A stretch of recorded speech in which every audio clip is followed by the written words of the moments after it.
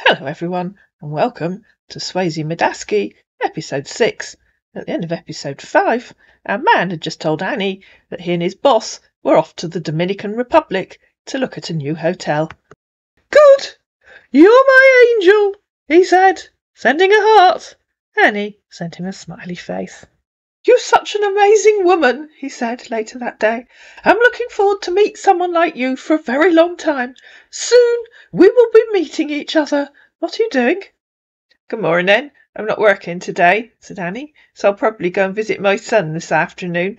They're thinking of moving, so I'm going to help them do some sorting out." "Good morning, dear. I just wake up." "Okay, good. Have a lovely day and take care of yourself. Wish you a lovely weekend. And remember, as you're looking at that screenshot, it's 9:33 a.m. in the UK. It was 3:30 in the morning in Houston. "When will you be going to the Dominican Republic?" asked Annie. "I'll be travelling on Monday the 20th, and we'll be back on the 29th.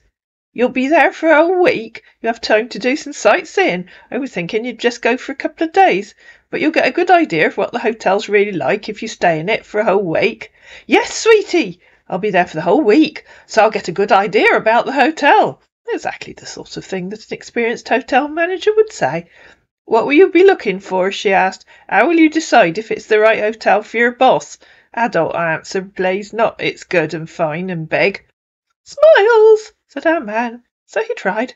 "Check the room sizes, swimming pool, spa facilities, conference, meeting hall, and the fitness facilities too. The poolside, outside bar, the kitchen. Also, check the internet connections, because obviously those can't be changed if you buy the hotel. That's why I have to stay long. I will check everything out." This apparently doesn't matter to him. Things like checking the accounts, and the staffing levels, and the staff experience, and how much work needs doing, and costing it up. "Yes, sweetie, there's a lot of work. What are you doing?" "Standing on the kitchen table, eating lunch out of a wine glass," said Annie, "to save you asking. Sausage roll and salad." She must have a very large wine glass. "What are you doing?" "Okay, good," he said. "I'm already at work." "Will you work today?" he asked. "No, I'm not working again till Monday." "Okay, have a wonderful weekend. I'll text you when I'm done." "Okay, I'm going to visit my son this afternoon." "Okay, I won't be home till this evening." "Okay, that's good. Text me when you can." "Hello, dear. Good morning. How you doing? Hope you enjoy your Sunday." "I'm just chilling today, being lazy. What are you doing?" "Smiles. Are you back home?" "I come home yesterday evening." "I just wake up. About to go for workouts," said our man, who might actually have realised what time it was meant to be in Houston. "Okay, good. Hope you guys enjoyed your weekend." "I was a bit cross last night," said Annie. "I went into the shop to collect my phone because they hadn't sent it back to me, but they haven't fixed it properly. The camera still doesn't work, and the sound is terrible, so I've got to find somewhere else to send it." "I thought they told you it would be back in 10 days, he said. "Why didn't they fix it?" "They didn't tell me that," she said, in reply to him saying he thought it would be back in 10 days. "I have no idea. I don't think they know what they're doing. They did replace the screen, which was cracked. That seems okay, but without sound I can't use it anyway. My son's trying to find somewhere else for me to send it." "Okay, good," he said. "You better send it another place. Okay? I'll buy you a new phone when you come here. Any phone of your choice." "Oh, well, that's so kind of you," said Annie. "Thank you. I guess you're getting ready to fly to the Dominican Republic. Hope you have a good flight." "You're welcome, sweetie. I told you, I'll always make you feel very good." But apparently that did exclude paying for the upgrade to premium economy, remember? "Yes, sweetie, I'm getting ready for tomorrow. My flight is 6:30 a.m. I'll let you know once I get to Dominican Republic. Take good care of yourself. I love you, sweetie. Do take lots of photos for me. I'd love to see what it's like there." "Okay, sweetie, I'll take many photos, so we'll show you when you get here. Have a good flight." "Thank you, sweetie." And then, at 11:23 UK time, a man appeared. "Thank you, sweetie." "Sweetie, we have a very bad news. My son and his wife had a fatal car accident yesterday night. I feel like I'm lost everything. They were rushed to hospital immediately. I'm on my way to the airport. I'll let you know when I get to Dominican Republic. Please take care." Annie felt this wasn't quite the time to point out that his flight was due to leave in just over an hour, and he should be in the departure lounge waiting to board, and that if his son had just died, he should be turning round and going to the hospital, not to the airport. "Oh, my goodness, that's terrible," said Annie. "Have you arrived at the hotel yet?" she asked a few hours later. "Yes, sweetie, this is the worst thing that has happened to me," he said. "We just arrived at the hotel and finding it difficult to use my internet here." Then he sent 2 photos of 2 men with smiling faces on an airline, because obviously when your family's just been killed in a crash, you sit on an airplane smiling. "Why on God's earth did you fly to the Dominican Republic when you should have flown straight to Kentucky?" said Annie. "Your internet's not my problem." "Sweetie," he said, "I made my worst mistake. Now I don't even know what their condition is all about. I left my son for Monte Cristi, Dominican Republic, and mad at myself. No connections, and I can't even make a phone call. Oh my God, what have I done to myself?" "You told me your son was dead," said Annie, "and if you can message me, you can message other people, so obviously you do have a connection." "That's not what I told," he said hastily. "I said they had an accident. Now they're at the intensive care unit. I'm finding very difficult to use the internet on my phone. I already spoke with the doctor. Good morning. How are you doing?" "It's what you told me," said Annie, copying and pasting the bit where he'd said they'd had a fatal car accident. "What did the doctor say?" "Doctor? Say that my son have a broken leg and arm. Obviously that requires you to be in intensive care. His wife is still unconscious." "Oh, okay. Sounds like your son will be okay. Hope his wife wakes up soon." "Yes, sweetie, he will be okay. I pray his wife will wake up soon. I have relaxed a little bit today. How are you doing? Are you at work?" "Yeah, I started at 9 a.m. I'm just taking a quick tea break." "Okay, dear. Sweetie, please, I'm trying to transfer money to the hospital, but from here the connection is very bad. Please, I will send you my online banking login, so you will help me and send money to the doctor.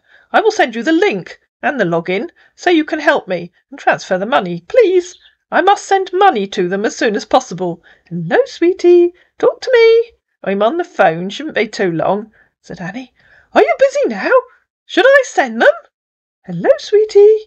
"I'm sorry, that took much longer than I expected," said Annie. "Yeah, of course you can send them." "Okay." And he sent her the web address of a fake bank website, which I'll show you, possibly in another video. He sent his login details, and he sent the bank account details of a money mule. "This is the account number you will transfer the money to," he said. Annie, of course, logged into that fake bank account. "Is that domestic transfer, wire transfer, or international transfer? Which do I tap on?" "International transfer," he said. "Transfer $4,000. "I'm just copying the details," she said. "Okay. It's asking for the SWIFT code and a PIN." "You can ignore that," he said. And he gave her his PIN number. "Okay," said Annie. "It needs the SWIFT code." This is what happened.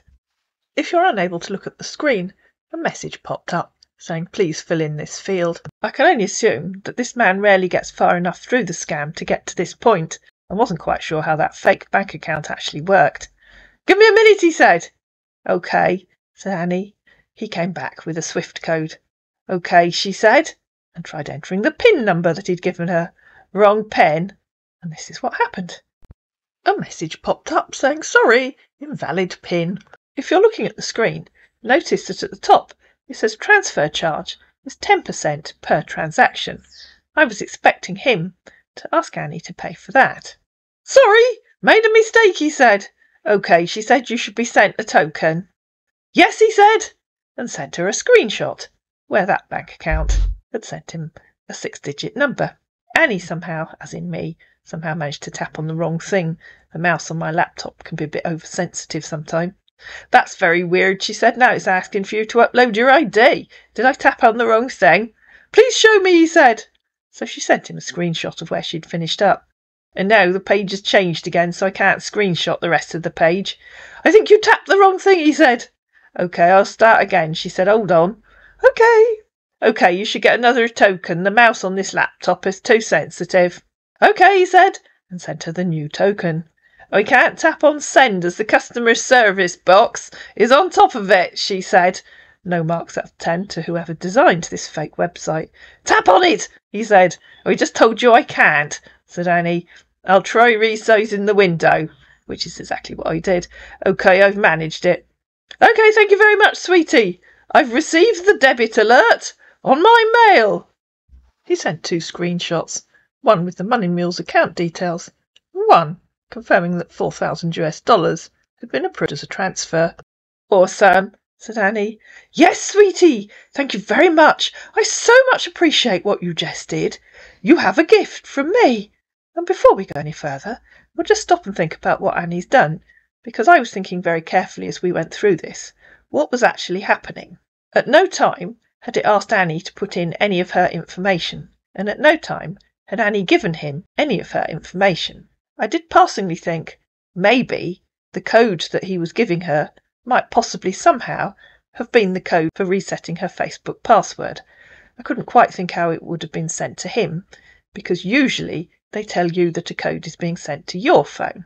Just to be certain, I went into Annie's Facebook account, changed the password, and set up 2-factor authentication using an authenticator app on my mobile. But I think what was happening was that he was testing Annie to see whether she would follow his instructions. That bank account claimed to have about $100,000 in it. I'm fairly sure that the details of the money mule he gave her were the details of a money mule, and I'm also certain that the bank account balance was fake, because if there really was money in the account and it really did need transferring to the money mule, he would have logged in and transferred it himself.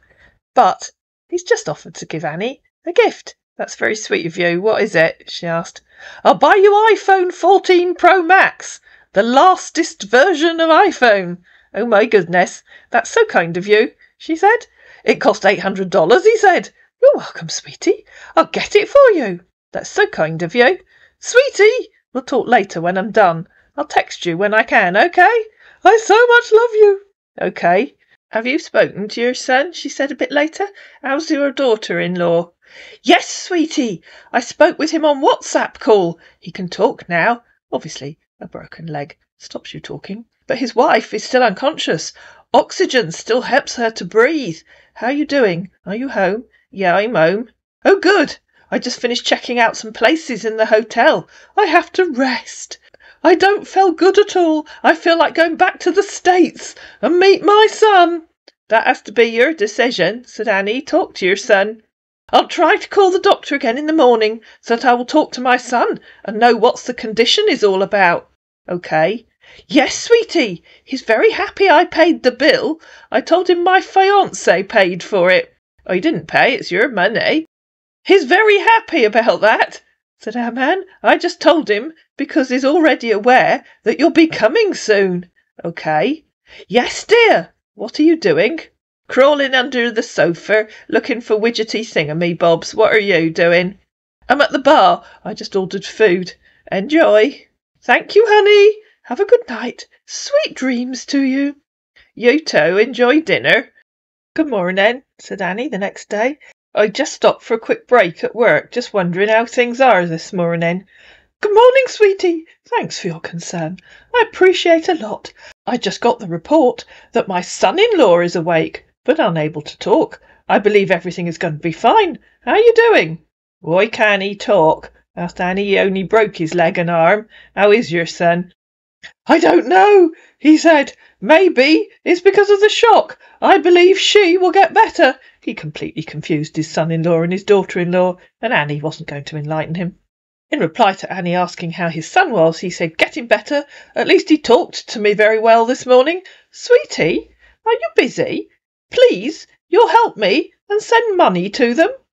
OK, said Annie. I'm just about to get some lunch, to save you asking, a sandwich from the staff room. OK, good. Enjoy your lunch. What do you need me to do? Send money to the hospital. $2,000. Same login details as yesterday? She asked. OK, he said. And so he gave her the same login details that he'd given her yesterday. Annie logged in, and I'll show you some of that in a minute. I thought you wanted it to go to the hospital, she said. Yes, said our man. I need the hospital account details. Which hospital are they in? The account is still asking you to verify your identity, she said, sending him a screenshot of his account. We'll go back to that in a minute, but just note the balance of those two accounts: 121,680 in his checking account and 40,560 in his savings account. St. Elizabeth Florence Hospital, he said. I already sent it to you, he said, in reply to her saying she needed the hospital account details. That's a personal account. Don't the hospital have a business account? That hospital is in Kentucky. Yes, he said. It's the same account you transferred to yesterday. Annie thought this wasn't a good time to argue with him. OK, hang on. And so she logged in, as she'd done the previous day, and did a transfer. Thank you, sweetie, he said at the end. I so much love you. I so much love and trusted you. You know, the love bombing. And he's testing her out again. Now, let's have a look at that screenshot again. Notice, on the left-hand side, it has his name, and it says last login, and his IP address. I think that account is designed to capture the victim's IP address to see if they're located where they say they are. I use a VPN, and at the time that this was happening, I had the VPN set to London. I usually leave it set to somewhere in the UK, because that's where all my girls tell the scammers they are. Now, just take a look at those two balances that I mentioned before: 121,680 in his main account, 40,560 in his savings account. Annie logged in and transferred $2,000. The site said there was a transfer fee of 10%. So it should have transferred $2,200. The main account has indeed gone down by $2,200. But look at the savings account. That's changed from 40,560 to 39,827. Apparently, around $700 was magically removed from that, while Annie was using the account. I can only assume that whoever programmed this account didn't manage to set it up so that the savings account stayed the same when someone did an alleged transfer from the checking account. Having been love-bombed, Annie thought she'd try her luck with that iPhone. Yesterday you said you'd buy me an iPhone. Will you give it to me when I come, or will you send it to me? I'll give it to you when you come, he said. OK, thanks. Or should I buy it and send it to you? I think it's better I give it to you when you come. I was just thinking that if you send it to me before I come, I'd have a number you could call me on, but messaging on here works OK. Annie might have been thinking that. I was thinking maybe he'd give her the web address of a fake shipping company. You'll see that in episode 7, because in episode 7 I'm going to take a deep dive into that bank account website, as we sometimes do, so that you can see the steps that I took to show that it was just a fake. Which means, he said, I have to buy it and send it to you. I'm sure it can wait, said Annie. Like I said, messaging on here works well. OK, good. You're coming on the 8th of next month, right? Yes, that's right. How much did you send? He asked. What you said, $2,000. Why? OK, because I saw 1,999 here in the debit alerts. And actually, I think he might have been right. As I've probably said before, the mouse on my computer is a little oversensitive sometimes, and I had trouble entering the $2,000 and getting it to stay because there was an up and down arrow beside the box, so I may have accidentally hit the down arrow and changed it by $1. How weird, said Annie. The first time I typed 2,000 it changed to something else. Did it change again and I didn't notice? Don't worry, maybe they took charges of $1, he said. Who knows, said Annie. I think so. Are you still at work? Sweetie, he said a bit later when I was out, the money has been reserved back to me. I got a call that they haven't received the money. I told them that the money was reserved back to my account. Please, you have to resend it back to them. Sorry for bothering you so much. Hello, baby. Hello, sweetie. Are you busy? Hi, said Annie. I just got home. Oh dear, I'll log in and try again. Oh good, he said. Yes, please. Oh no, said Annie after I'd logged in and tried again. Your account has been blocked. What have you done? And she sent him a screenshot of this page, where it said his account has been blocked. "Why?" said our amazed not scammer. "What happened?" "I don't know, it's your account," said Annie. "That's the message I got when I pressed send." "Oh my God! Give me a minute, please." The impressive bank, with a Spanish-sounding name, but allegedly a London address, sent him this impressive message. "Dear customer, your bank account has been temporarily blocked as a result of a suspicious login attempt and transaction on your bank account from an unknown IP, so kindly contact your bank for more information. Thank you." And no full stop at the end. "Sweetie," he said, "my account has been blocked. Temporary." "That's a relief," said Annie, picking up on the temporary. "Let me know when it's unblocked." "I already called," he said. "I was told I must come to the bank." Remember this man who's having trouble with calls. "I know it will be unblocked, but that's if I go back. Then I will go to the bank. My problem now is that I'm supposed to send money to the hospital. I must send money to them." "Oh dear," said Annie, "I'm sure your boss can help you." Remember the boss he travelled with, the hotel owner and football club owner. "We came here together," he said. "He can't do that. Please help me and send money to them. I will transfer it back to you immediately I get home. Please, just $2,000. Please, sweetie, I have no other option. Transfer the money to the account, please, that you transferred yesterday." "Why can't he do that?" asked Annie. "He's a rich man. I just work in a supermarket. Not a very caring boss if he won't help you. I don't get paid until the 1st of March. "He can't do that too, because of the connections here. Very bad. I really need you to help me. Please." You know, that connection that's so bad that he's called the bank and he's managing to chat to Annie. "If you can chat with me, you can log into his account. If you want me to pay, you'll have to wait till the 1st of March when I get paid." "No, he can't. I won't lie to you," said our man, lying through his teeth.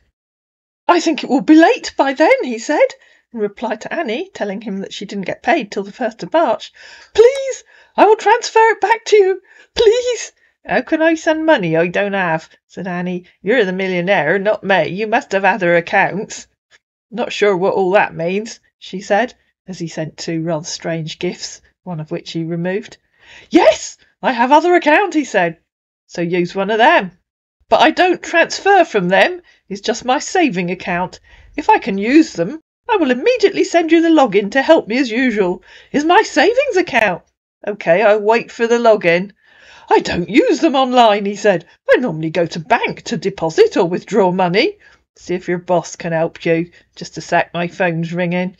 "OK, I'll ask him," said our man, frantically trying to think of a plan B and another way to get her to send the money. "I've had an idea," said Annie. "You're a millionaire, you must have an accountant. Get them to transfer the money from one of your accounts." And then I stopped and thought about it for a while. And I thought, how does that page keep sending Annie the same message telling her that the account is blocked?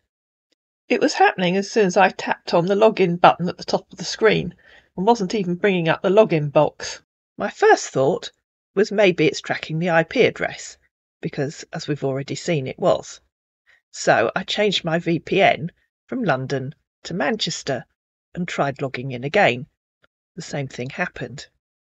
Then I thought, I'll try another browser. So I tried another browser. That let me see the login box. And that gave me the clue that I was looking for. It wasn't an IP issue. It wasn't tracking the IP address. It was a cookie issue. So I went back to the original browser that I was using and deleted all the cookies associated with that website.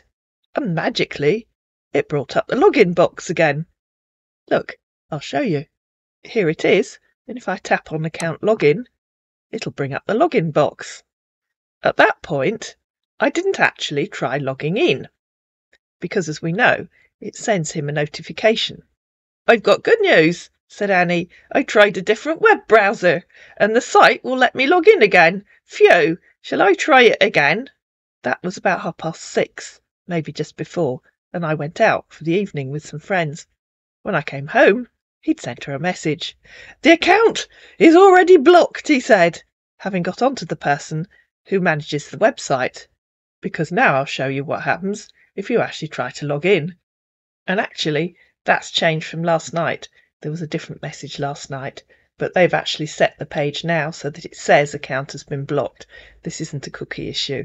I've just done that on a browser that I'd never used before.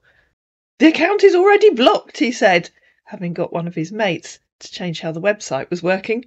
I've tried everything. No way. My other account is a fixed deposit. Such a thing can't be done. This is my only account for my salary and other allowances. Please, I don't know if you'll help me out. I'll transfer the money double for you. A classic thing that the scammers will say.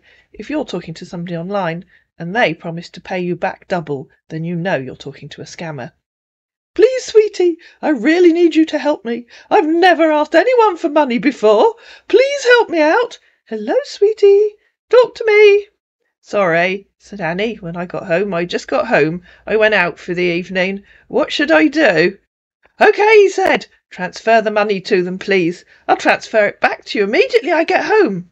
Hello, sweetie. And so our man found himself ghosted, and our money mule found their account reported to their bank. I hope you enjoyed this tale of one of the more experienced scammers. He might have been experienced, but he gave himself away at every turn. If you did enjoy it, you know what to do. Please hit the like button underneath the video. Please share it. Please comment down below. Please subscribe to my channel, and I'll see you again in episode 7, when we take a deep dive into that fake bank website.